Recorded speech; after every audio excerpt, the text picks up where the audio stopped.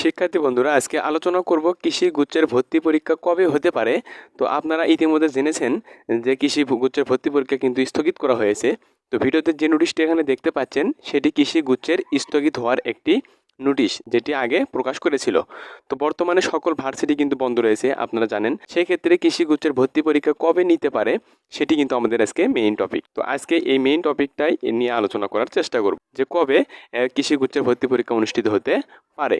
তো আপনারা জানেন যে সকল ভার্সিটি কিন্তু বন্ধ হয়ে যায়। শিক্ষকরা যে পেনশনের জন্য যে আন্দোলন করতেছিল, এই আন্দোলনের জন্য কিন্তু তারা সকল ধরনের কিন্তু কার্যক্রম যেগুলো রয়েছে এগুলো কিন্তু বন্ধ থাকে, যেমন ভর্তি কার্যক্রম, ভর্তি পরীক্ষা, সকল কিছু তারা কিন্তু বন্ধ করে দিয়েছে।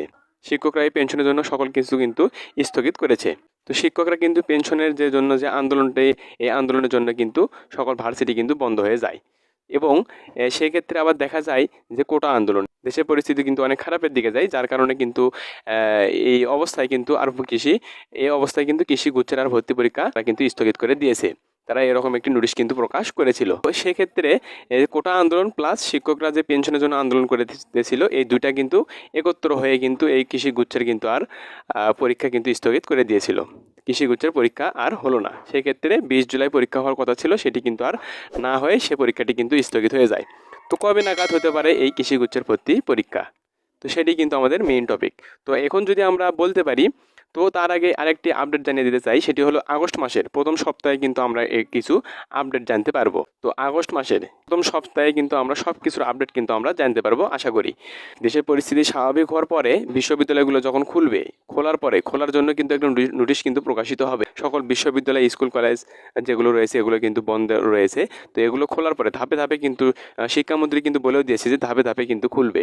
যেহেতু ধাপে ধাপে খোলার চিন্তা ভাবনা তারা করেছে, তো সেভাবে যদি খোলে, তো খুললে কিন্তু এটা নোটিশ প্রকাশিত হবে। তো এই নোটিশ প্রকাশিত হওয়ার পরে যখন বিশ্ববিদ্যালয়গুলো খুলবে, খোলার পরে পরীক্ষার একটি নোটিশ কিন্তু তারা প্রকাশিত করবে।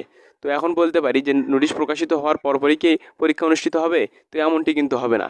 10 থেকে 12 দিন হয়তো বা নোটিশ প্রকাশিত হওয়ার পরে, পরীক্ষার যে নোটিশ প্রকাশিত হবে বিশ্ববিদ্যালয়গুলো খোলার পরে, তো সেক্ষেত্রে কি খোলার পরে যখন নোটিশ প্রকাশিত হয় পরীক্ষার জন্য, 10 থেকে 12 দিন পর কিন্তু আপনাদের এই পরীক্ষা অনুষ্ঠিত হবে।